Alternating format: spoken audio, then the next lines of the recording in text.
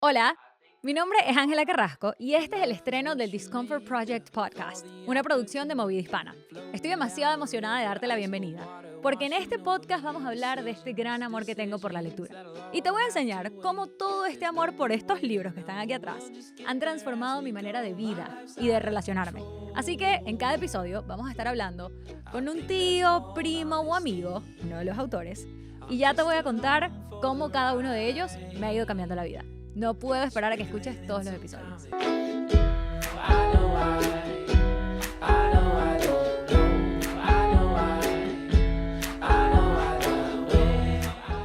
Bienvenidos y bienvenidas al Discomfort Project Podcast.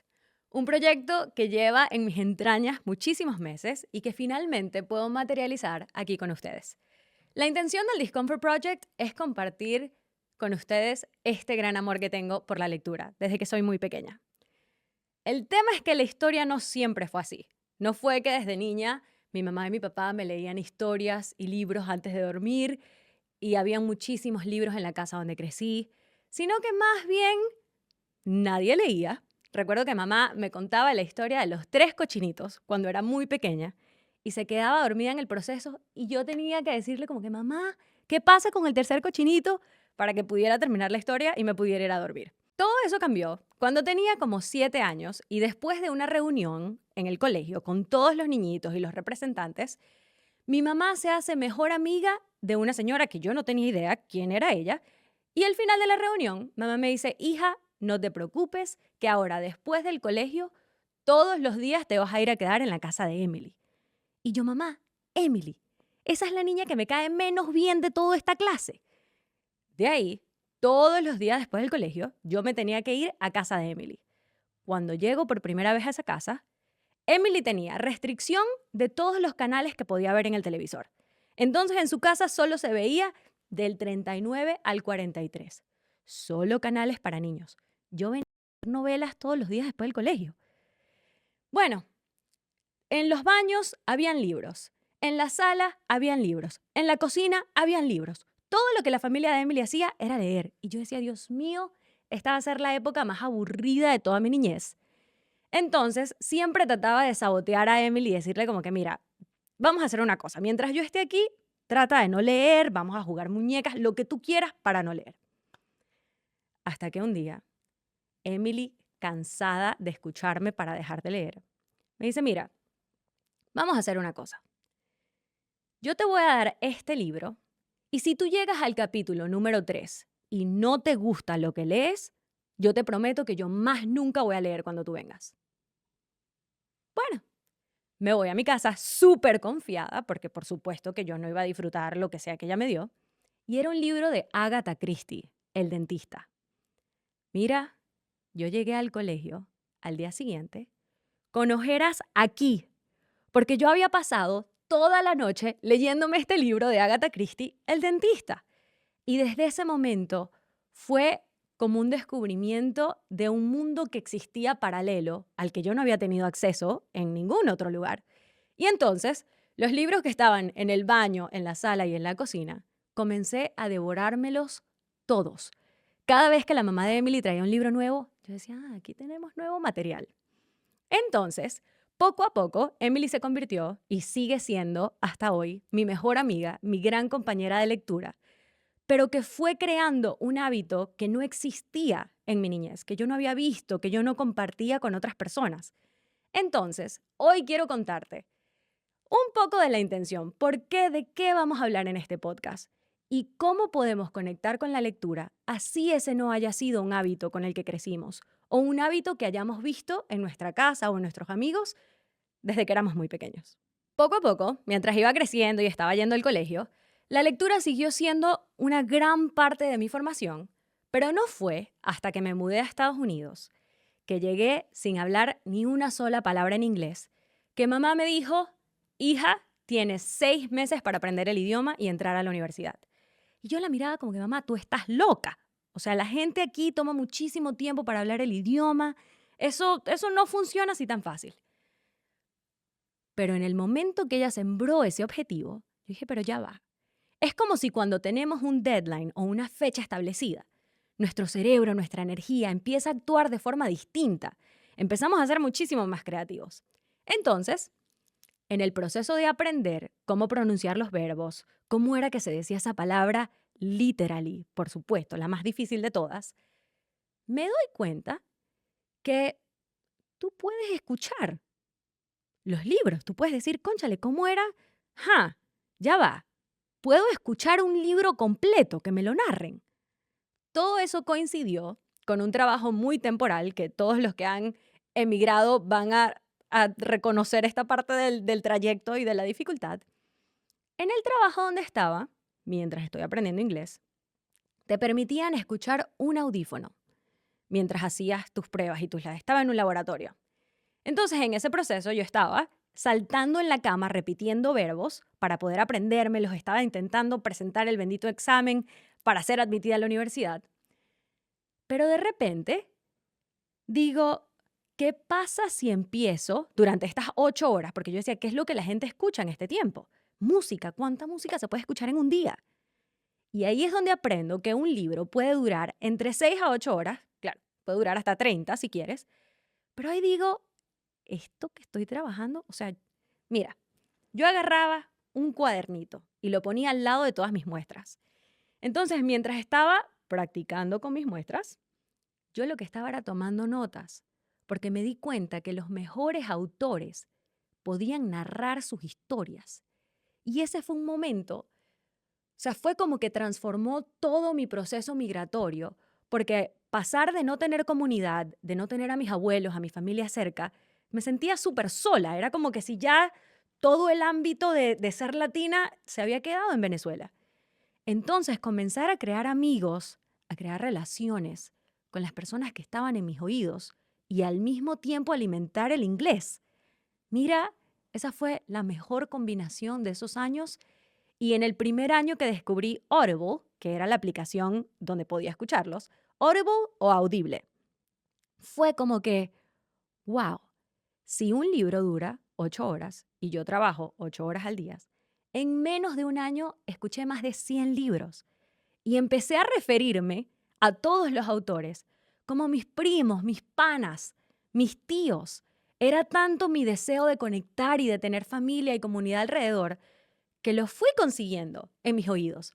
Entonces, el primer libro, por ejemplo, que escribió Barack Obama antes de ser presidente, Dreams from My Father, Los sueños para mi padre, yo lloraba y se me aguaban los ojos porque a él se le quebraba la voz cuando estaba contando parte de su historia. Entonces, yo ahora escucho a Barack Obama en el televisor dando un discurso presidencial y para mí, él no es el presidente Barack Obama. Él es mi pana Barack, porque él contó su historia de cómo él también venía de una familia migrante, de cómo él también tuvo muchísimo sacrificio y cosas dificilísimas que atravesar.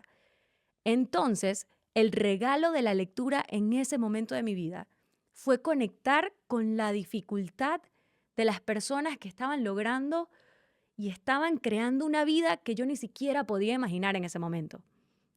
Así que poco a poco fue como si la lectura se fue convirtiendo en algo que yo todavía no podía descifrar, pero que de niña entendí cuál fue el impacto. En mi adolescencia, adultez temprana, estaba descubriendo, ya va, esto no solo son libros que tengo aquí atrás en mi estante.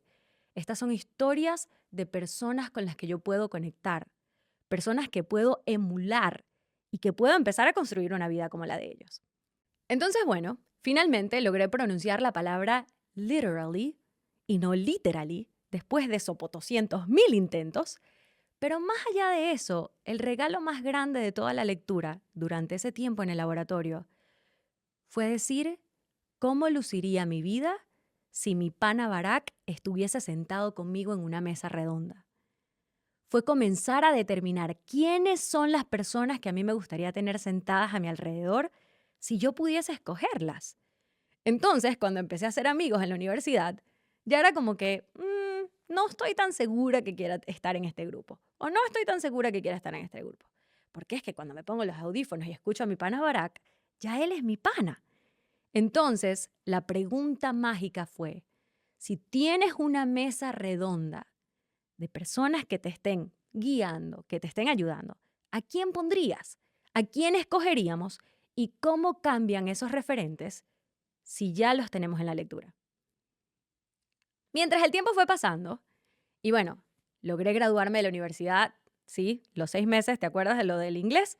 Sí, logré hablar inglés en 6 meses, no sonaba para nada como ya sueno ahora, pero luego de graduarme, estoy como que, bueno, ya ahora, ¿qué tipo de trabajo tomaría mi pana Barack? Me meto en LinkedIn y me pongo a aplicar a trabajos, como que qué es lo que tengo que hacer ahora? Ya había tenido, por supuesto, varias pasantías, había experimentado un poquito, pero en ese momento me estaba leyendo el libro que se llama It's not how good you are, but how good you want to be. No es lo bueno que eres, sino lo bueno que quieres ser, de Paul Arden. Y en el libro, Paul Arden dice, ¿qué tal si haces una lista de las personas que son más intimidantes a tu alrededor? Porque con esas son las personas que tenemos que trabajar. Gente que tú veas y tú digas como que, de verdad, me da miedo, me aterroriza, no quiero, no me gustaría trabajar con esas personas. Entonces, Paul dice, haz una lista de todas las personas más intimidantes que tú conoces. La primera persona en mi lista era mi mamá. El segundo nombre era el nombre de Catherine Noon. Catherine es una neoyorquina, CEO, una mujer que tú ves súper opinionada. Catherine llegaba a las reuniones y decía groserías, mira, a mí no me importa eso que tú estás hablando, esto es lo que yo pienso, las cosas se deberían hacer así. Y yo recuerdo solo seguirla en redes sociales y decir como que, Dios mío, ¿de dónde salió esa mujer? Sobre todo viniendo de mis raíces hispanas, ¿cómo te paras enfrente a un grupo y dices, mira, no estoy de acuerdo con nada de lo que ustedes tienen que decir? De donde yo vengo, mientras estás más calladita, más bonita te ves. Entonces, todos los libros que Catherine Noon recomendaba, yo los anotaba y los escribía. Cada cosa que Catherine Noon decía en internet, yo decía, Dios mío. Entonces, bueno, escribo Catherine Noon como el segundo nombre. Paul Arden, en su libro, dice, bueno, mándale un correo a estas personas y diles que te gustaría trabajar con ellas. Yo digo, mira, yo creo cómo le voy a mandar ¿cómo le voy a decir a Catherine Noon qué puedo hacer yo en su compañía? La empresa de Catherine Noon es de software. Tú estudiaste psicología y mercadeo. Mira, empiezo a escribir. Hello, Catherine Noon. Yo soy Ángela Carrasco. Mi background es en psicología y en mercadeo y no tengo idea qué puedo hacer en tu compañía. Pero estoy leyendo este libro de Paul Arden que dice que uno tiene que trabajar con la gente que más nos dé miedo. Y la verdad es que tú me aterras. Así, tal cual, con esa palabra. Cierro la computadora y me voy a caminar y digo como que tú eres loca, esta muchacha nunca te va a responder. Al final, ¿qué vas a hacer tú en esa empresa de software? Pasan los días y después de una cadena de milagros que yo no te puedo contar, 6 meses después de ese email, yo termino trabajando en Stark, donde Catherine Noon era la CEO. El primer día que yo llego a la casa de Catherine, la pared de su casa, mira, tenía no menos de 15 metros, forrada de libros. Y yo decía, estas son las personas que se parecen muchísimo, que tienen esta hambre que yo he tenido por los últimos 10 años, de buscar referentes, de aprender de modelos que yo nunca vi creciendo. Entonces, empiezo a conversar, por supuesto, con Catherine de todos sus libros. Y Kat empieza a sacar un montón. Este te lo tienes que leer. Y este también te lo tienes que leer. Y hablamos, hasta que al final tenía una pila como de 30 libros que yo decía, ¿cómo le explico que ya todos estos libros, ya ella los recomendó y ya yo me los leí? Porque yo estaba tan apasionada con todo lo que ella estaba contando y tanto placer por aprender. Entonces, bueno, yo miro a Kat y le digo, mira, de verdad no sabes qué privilegio estar aquí, pero ya me leí casi todos estos libros. Y esa mujer se muere de la risa y me dice, ahora menos te puedes ir de mi casa, porque tenemos que quedarnos echando cuentos sobre todos los libros que ya te leíste. Entonces fue como si la lectura tuvo una evolución durante todos esos años de mi vida, en los que al comienzo ni siquiera tenía una relación con ese aspecto de la vida. En el medio dije como que, cónchale, hay muchísimo valor aquí, pero ¿cómo se materializa esto? Muchas veces cuando vemos un montón de libros decimos como que sí, son historias valiosísimas. Pero, ¿qué significa eso en mi día a día? ¿Cómo pongo en práctica? ¿Cómo monetizo lo que me da un libro? Y ese fue el aspecto 3 con Catherine y con ese trabajo que, claro, si me hubieses dicho 5 años anteriores que leer todos esos libros me iba a llevar a una posición como esa, no necesariamente. Al final es fomentar el deseo de compartir y conectar con personas que ya tienen una vida que tú estás apenas soñando, pero que no tienes que ir a conocerlos en persona, sino que solo puedes abrir un libro y conectar con sus ideas, con sus traumas, con sus dificultades. Porque podemos mirar ahora y decir, wow, el pana Barack, mira la vida, mira la trayectoria que ha tenido, mira la trayectoria que ha tenido todos estos años. Qué fácil, que se ve como un gráfico derechito, como que este fue su punto de partida y mira su punto de llegada. No, la intención de este podcast es discutir el medio de esa trayectoria. ¿Cuáles fueron las noches que no durmió? ¿Cuáles fueron las conversaciones incomodísimas que tuvo que tener? ¿Cuál fue su problemática de vida? Que ahora lo vemos en televisión dando un discurso presidencial y decimos, wow, él es el presidente Barack. Como se han dado cuenta, la lectura ha jugado un papel fundamental en mi vida desde mi niñez hasta esta persona que les está hablando ahora.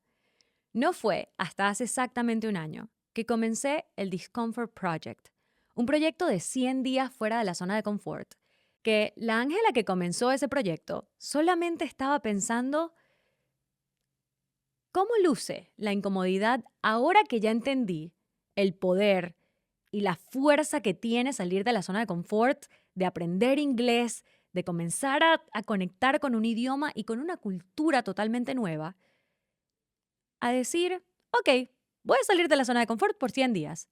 En ese momento jamás me hubiese imaginado el poder y la dimensión de lo que el proyecto se iba a convertir en todo este año. Hoy tengo el placer de sentarme aquí con ustedes, a hablar del impacto que han tenido todas esas historias, digiriéndolas desde el lente de la incomodidad. ¿Cuál es la importancia de la incomodidad en nuestras vidas? Y que suena súper fácil decirlo aquí con ustedes y decir, sí, vamos a salir de la zona de confort. Pero al momento en el que se te está sacudiendo el estómago, que no te sientes listo para empezar un proyecto y lo dudas, que no quieres hacer el ridículo pronunciando una palabra que no te sale bien, y la respondes y la pronuncias, es ahí.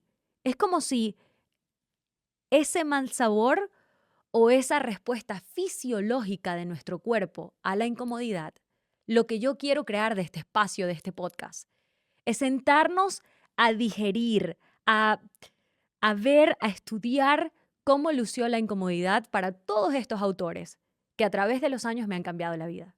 La intención de este podcast es compartir con todos ustedes mi gran amor por la lectura y que en cada episodio te enamores de los libros de la misma forma que yo lo hice cuando mi amiga Emily me dio aquel libro de Agatha Christie cuando yo tenía apenas 7 años. Me encantaría que cada episodio que vamos a hacer juntos sea una fuente de inspiración para crear y modelar la vida de todos estos autores, de los que tenemos tanto que aprender.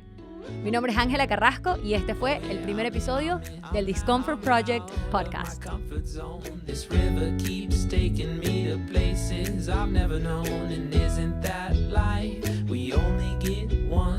Some of us pick comfort and the rest of us